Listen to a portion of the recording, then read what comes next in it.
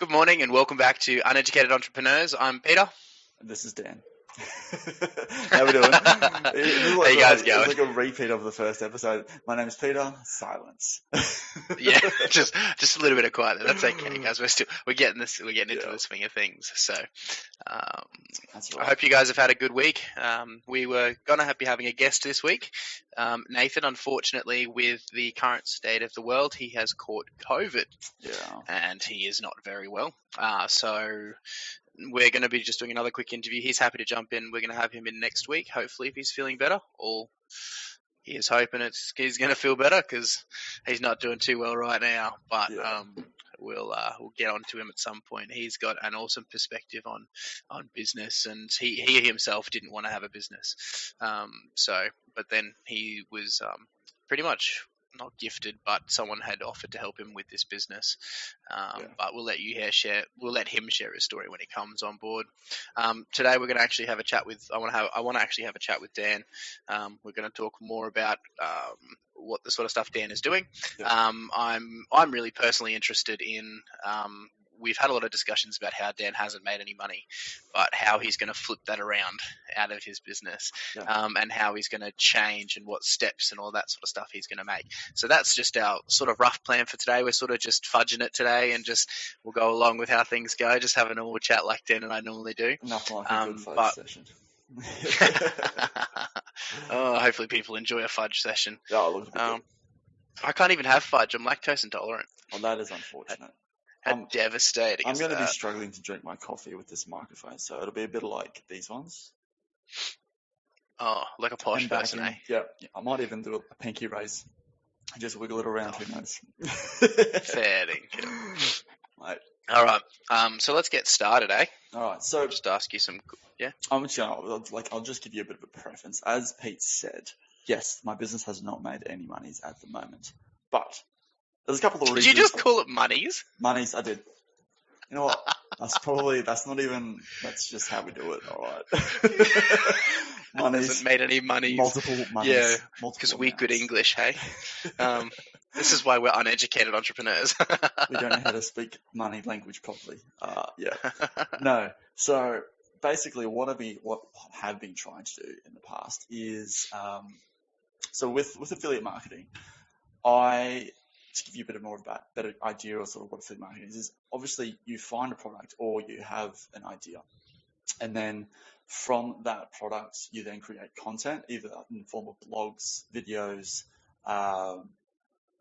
just content in general, anything you see on YouTube, Facebook, Google, like everything like that. So you make content and then... But these products, they're not yours, are they? No. So these products aren't mine. They're from people, like companies that I've either worked with personally myself or have used their products, or I found them and then really like their business model. So essentially, affiliate marketing is using somebody else's product. Depending on which company you go with, you will be able to, when you lose your train of thought, it's really good. So good, man. We're on a roll. So the way if you're happy with the way they run their business, I try to find things that I know my readers and viewers will appreciate and actually get value out of. Because one of the big things about affiliate marketing is if you're not creating value to the readers or like your audience, then you're literally a salesman just pushing the envelope, and nobody wants that. You're not going to make more sales. So can I ask, how did you decide? We'll start really basic with all of this, right? You've just talked about your client base or your customer base, your potential customer base. The issue that a lot of people that I've found that are trying to start businesses is determining that customer base. And how did you determine what customer base? What needs were you filling? Was there sort of a gap that you were looking for, or? Yeah. So look, it can, ideally, so the best way to do affiliate marketing is obviously with any business is if there's a problem and you have a solution, you provide that solution and you make money from it. So I think at first my audience that I was trying to target was too broad. I was going anyone from 18 to 60, male or female, no niche. So that was one of the issues. I'm now probably going to be niching down to more of late 20s to early 40s, sort of starting to have kids, starting school runs, etc. like that, and then niching down into more of my sort of like one part of my business, because DPT Solution is my business, so I'm not going to pull it up. But that is essentially, it's like all things health and fitness and business related. So that in itself is too broad. Yeah. And like you need to be able to niche it down and then build from there. So what I've sort of decided to do is I'm going to target around people my age, just a bit older, that are starting to have kids, because everybody that I know is having kids at the moment. And they're like, when are you having kids? I'm like, well, that'll happen eventually. You're like, oh, I don't have time for that right now. I'm building. That's My pretty much child it. is my business. I'm building my business. So like that's kind of the niche I'll be pushing, and we'll be looking more towards like your home gym workouts or like your setups, etc. like that. And so then it's a matter of finding products where sort of they either provide gym equipment. It's Australian based because obviously we're in Australia, and my majority of my audience is going to be Australian, because obviously it's easier for me to target Australians because I happen to be one and in Australia. And the big thing that I've noticed with a lot of affiliate marketing is a lot of the products are all sort of in America, because I mean obviously America is one of the biggest at the moment, biggest economies in the world. So a lot of At the moment. that's what I said, at the moment.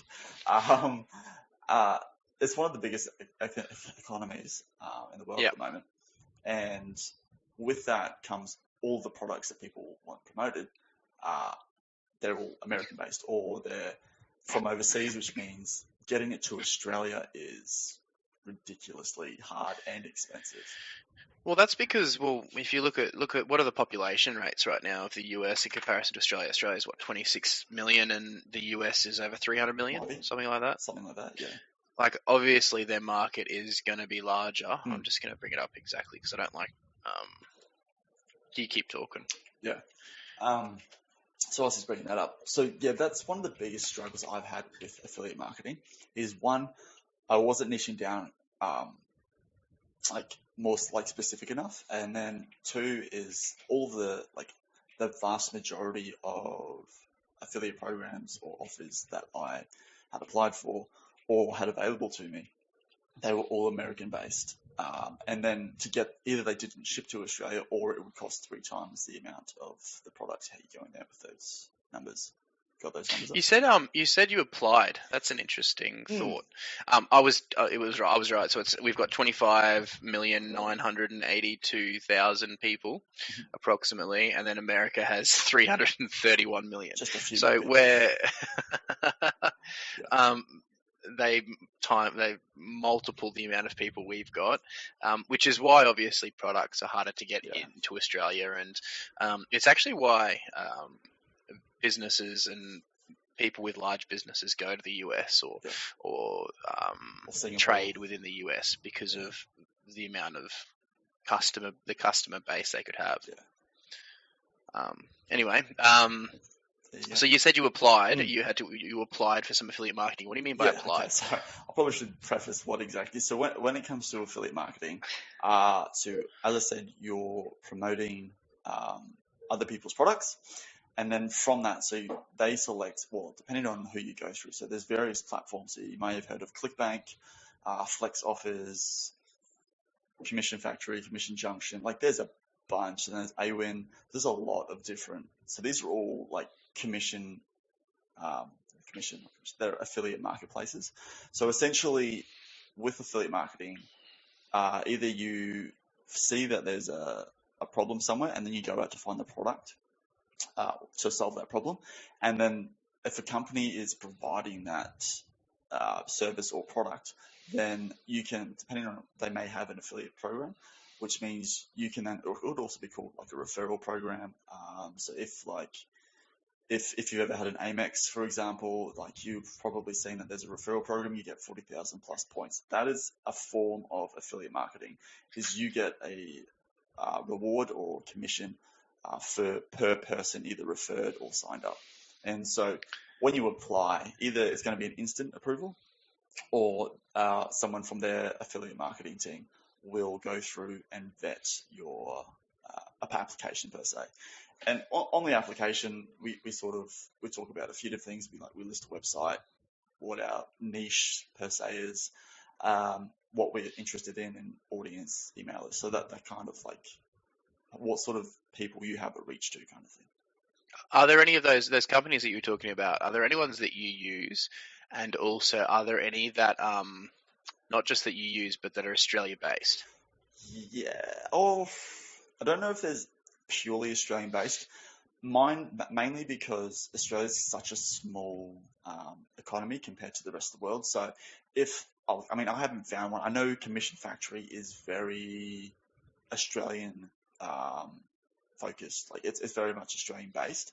However, they do have products from overseas. Because at the end of the day, it's like if you're only capturing a small population, like we're only got 25 million. There's 7 billion calling up to 8 billion people in the world. So like it's like a tiny percentage of people that you're actually hitting. So from a business perspective, it makes sense to go for more of a wider sort of worldwide approach versus. What company was that again? So I currently have a couple with Commission Factory. So it's just Commission Factory. If you guys ever want us to sponsor a video of ours, that would be we'd great. be happy to. Commission that would Factory. be awesome. We'd be happy to do it. We've already done a shout out. Yeah, that's exactly. we're not Like that's free. Have anyone been sponsored for this one. Sponsored. Yeah. But we'd be more than happy to if you'd like definitely. to have a chat with us once we get maybe a bit bigger and have a bit more of a following. Because right now you'd probably get more from your people that are actually doing the affiliate marketing. But that's okay. Hey, who knows? Look, we'll take anything. I was almost panicked thinking we weren't recording, but I'm like, oh no, we are. It's fine. Oh jeez. I was like, oh no. Now that's talking about working out the fine tunes. It's actually been a little bit of time for us recording between sessions. Yeah, so it's been 2 weeks. Fortunately, we were ahead by a week. Yeah. But that's okay. A lot's happened since then. But ideally, a lot has happened. Ideally, everything should be smooth, running smoothly. I need to stop swinging on my chair. Yeah. So when it comes to affiliate marketing, so you have to apply for programs. Like one of the main ones that you probably see at the moment is ClickBank. They're like a very big sort of digital product service affiliate marketplace. That's what a lot of people go to. Like if you see sort of quick guides to making $100, somebody is like, first, sign up with ClickBank. It's free. Second, find your niche. Third, get your offer. Do it by gravity. Like it's pretty much like note for note of how you're doing affiliate marketing, but that doesn't overly work. You have to make sure you're capturing an audience and niching down. How did you originally get into affiliate marketing? Because it's not exactly. I know now it's a lot more. There's a lot more advertising and stuff like that. But you've been talking to me about this stuff for years, and it wasn't as big when you started talking about it. Yeah. Like what drove you to it? I guess I was wanting to make money online. Well, because I think when I was doing my original website for my PT business, when I was still doing client to client, are you spinning things? No.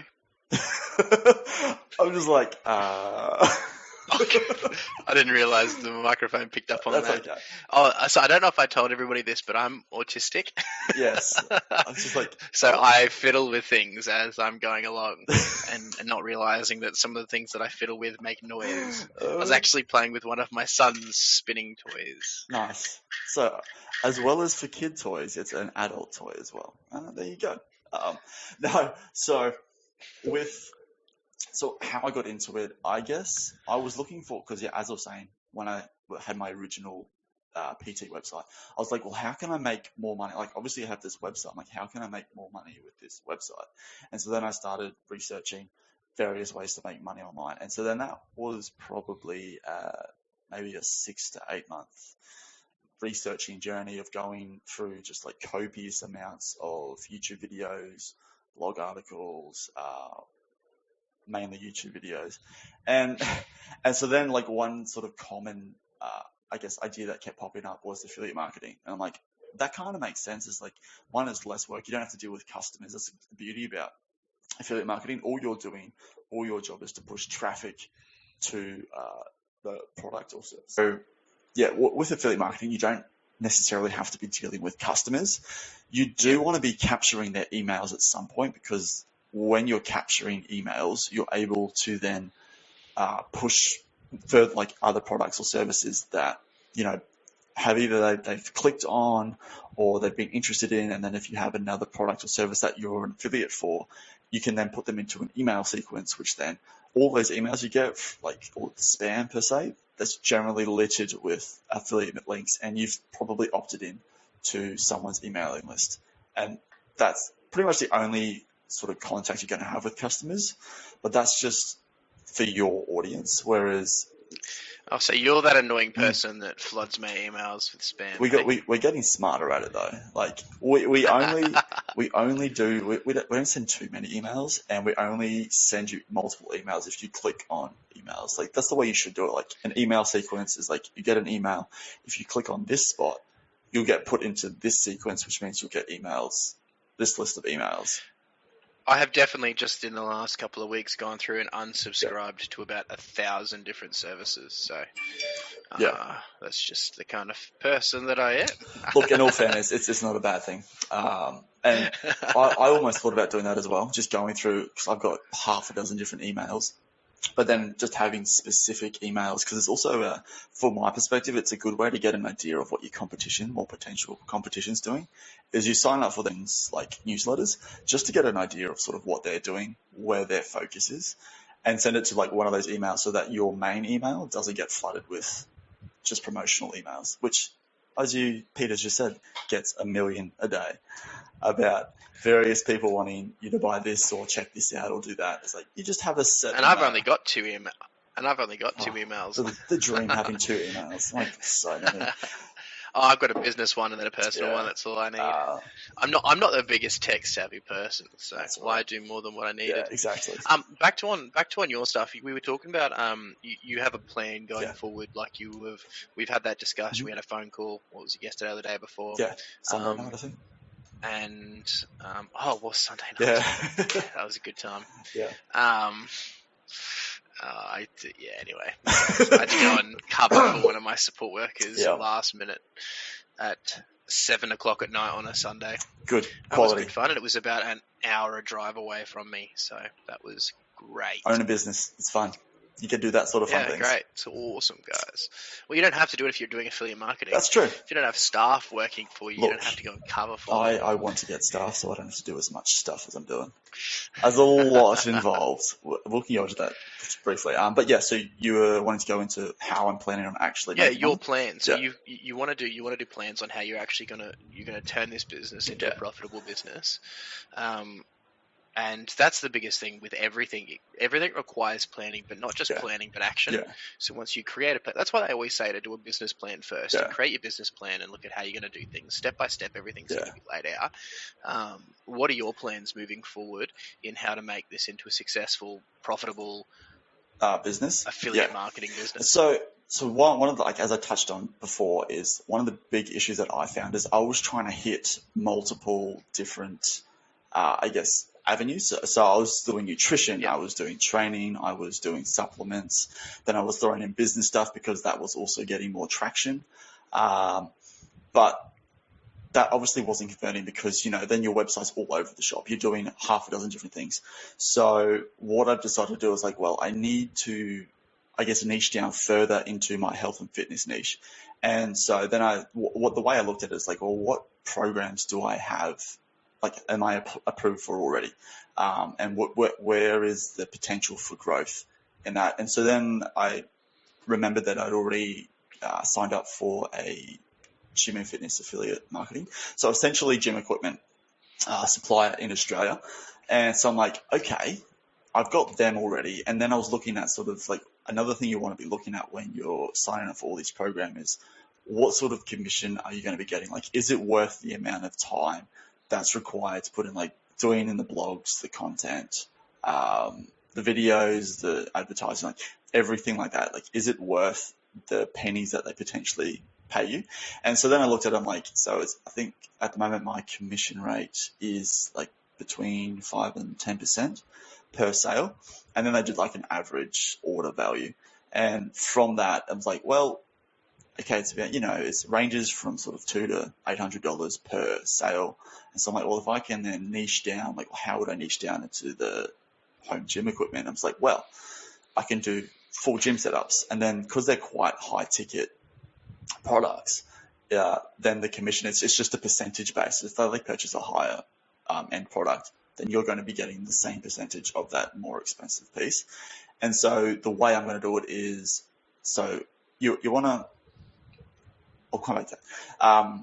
I've got a better analogy of how to do it. What I'm doing is I'm essentially doing home gym equipment. You've got to do keyword research. You've got to do SEO. And so I was going through like just a free YouTube SEO tutorial thing. And they were saying like, you kind of need to hit these points to sort of rank on Google, because then if you rank in Google, then you get more traffic to your website, which entails more conversions, etc. So I will be focusing on sort of your home gym equipment, and from there I can branch into sort of your cardio equipment. I can niche down to I can branch off, like this is the best products of this area. This is the best benches, the best dumbbells. This is the best management, like sort of wearable devices. So like your Garmin's, this is just a normal watch, but Garmin's, not pacemakers, Pacemakers. not quite pacemakers, but like your pulse and stuff like that. Because I was going to pull up, which is why I quickly ducked off to my computer, is I'll give you a sneak peek of one of the projects I spent working on all day yesterday. Is that it? One of them. It's a long. Actually, it could be interesting if it actually works in. But essentially, so I'll be niching down. I'll be starting up this blog. Starting one blog. It's 7 best home gym equipment Australia. I'll probably fiddle with the title because that's pure keyword right there. So I'll start with that, and then I'll sort of branch off into, well, this is what you can use for if you just want free weights, if you just want machines, if you want multi-stations, and then I can work in nutrition because you can branch off. So what I started saying just before is when you're starting an affiliate marketing website per se, you need to come up with like your content hub, essentially. So a content hub is like what, I guess, offer or service or product are you going to base around everything else? And then from that content hub, how many branches can you do, like go off from? Like, is it like scalable? Can you do, 30 plus blogs on various different either affiliate programs or services or products or just information? Because you still want to be providing value. But then linking back to that main idea or focus of, I guess, the website at first.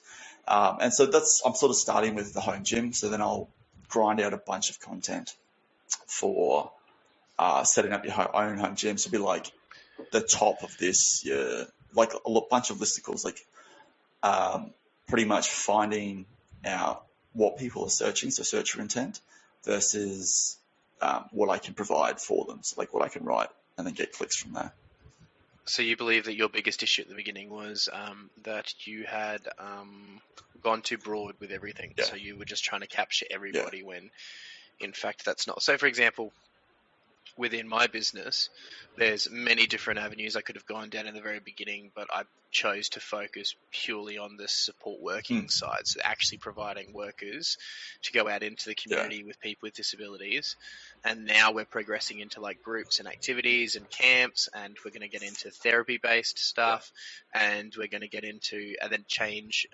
It's a change of industries. We're going to get into the aged care sector, and then we want to get into the healthcare sector, and just slowly, and even the child safety and resi youth working sector, to be able to provide the best quality support that we can in those different areas as well.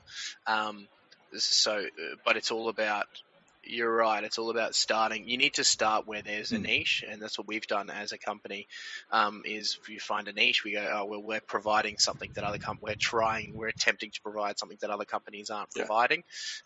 And with the amount of growth that we've had as a company, it proves that it works. Like it proves that once you've found that point of difference, and you found that you're not going to grow, it's not about being providing a broad amount of services. Like I've got friends of mine that have started companies that have done very similar to what you have tried doing, which is go very, very broad.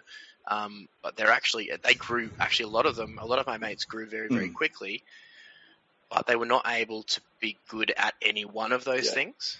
Like it was, they were mediocre at all of them, rather than being exceptional at one specific thing. And if you can become exceptional at one specific thing, get that thing nailed, get a system in place, get a process in place, just nail that down, and then get that automated. So now that side of my business is automated, the providing support workers and finding staff, I've got people that run all of that, and we've got people. Obviously, it's not automated, but like I don't have to put as much effort or time into it, and I can focus on development and go to the next thing and go, okay, let's do this next thing. Like if you look at like Apple computers or even Microsoft, right? They all started with the computer. They wanted to make a computer, so it was the one thing, and then they've slowly branched out. I mean, you could even argue that with Tesla as well. They started with the car, but now they're also doing batteries. They're doing Starlink. Well, Starlink's a little bit different, but it's a branch. Yes. And now they're doing phones as well. So it's the same again. Instead of starting from a computer, like all of your traditionals, they're like, we're going to do a car computer. Yeah. Well, Amazon, one of the biggest companies in the world right now, started books. Oh, that's true. Actually, books. That's right. That's all they still sold. do. It was a book service. And now they do everything, right?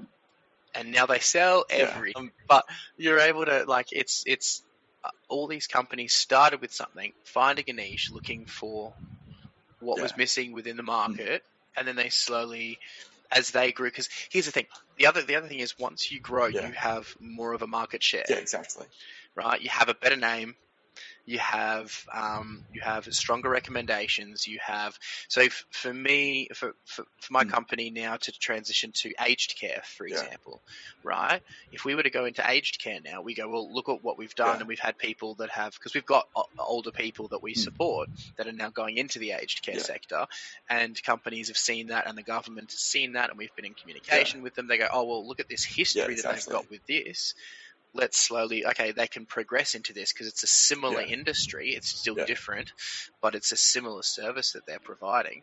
Now let's give them, here you go. You've now got the trust of X amount of years and X amount of money, and you've proven that you're able to manage that sort of stuff. Because the government people look at that sort of stuff. Like when they're investors want to see that you're wise with your money. You've developed. You've not, because you could. All of last year as a company, I know, sorry, I was talking about you, but I've kind of gone away on a little tangent. It relates. For the greater part of last year, as an organisation, we actually didn't take many new clients on board because we wanted to work on stabilisation and we wanted to work on our systems development and all of that sort of stuff. So we started bringing in some key office and administration staff members to be able to set us up in the best place to be able to project ourselves forward.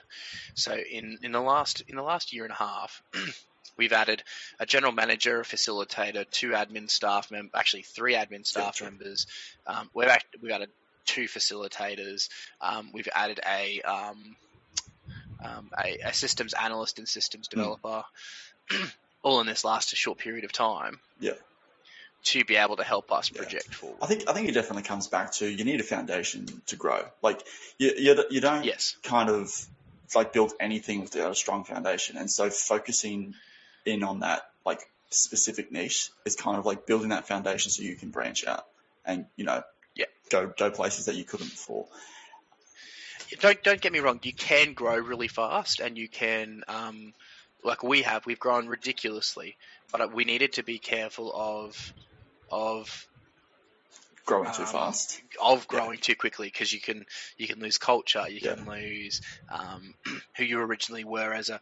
So I've got friends of mine in the disability sector specifically that they've grown really fast. They've grown faster than I have, as my company has.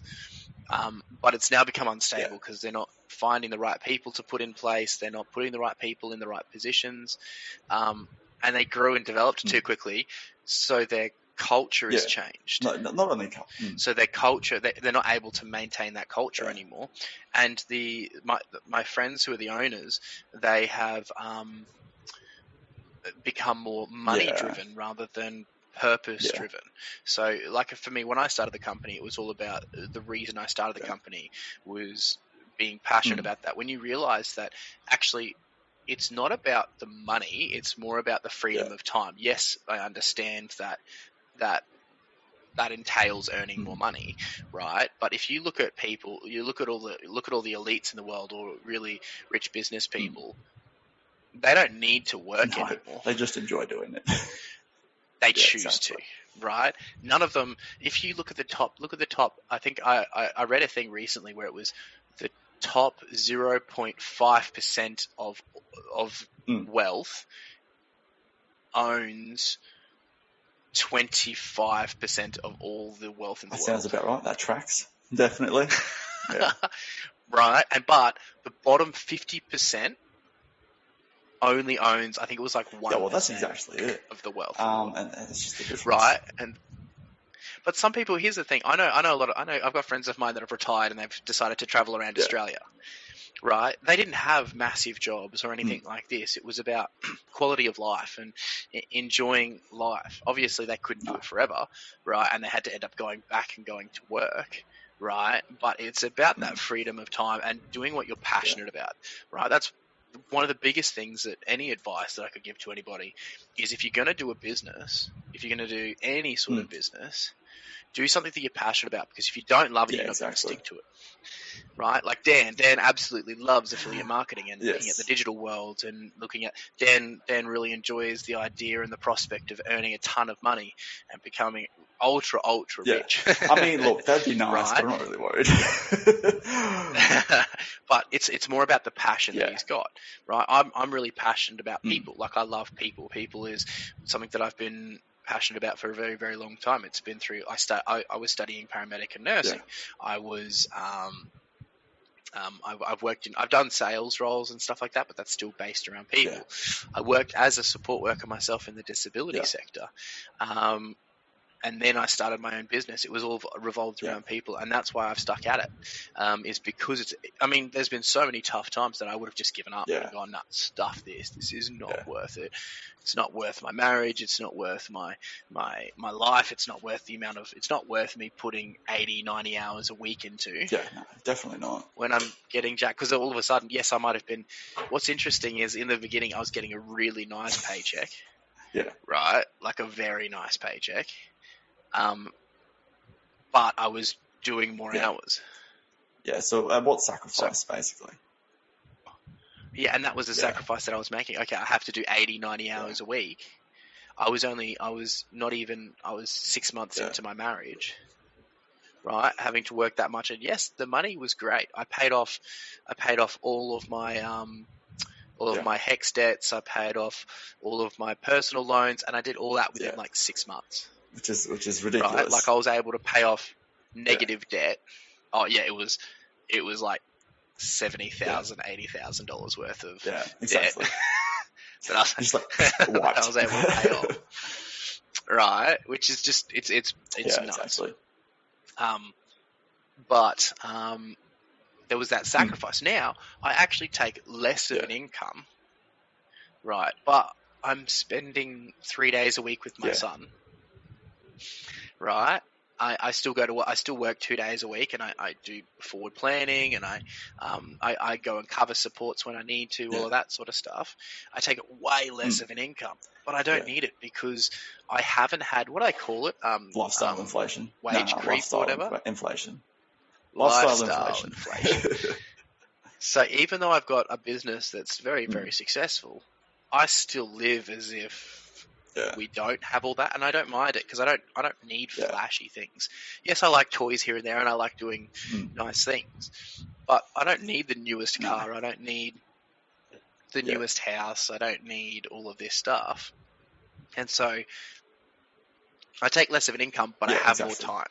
So it goes, what do you value most? So at the end of the day, that's what it's about. It's not always about the money. It's about what do you value. People value business. People value the ideas that they're doing. I think that's also sort of more so where I'm shifting I guess my focus is we're now, like, it seems little, but we're now getting our groceries delivered, because I'm just like, that takes up a whole morning.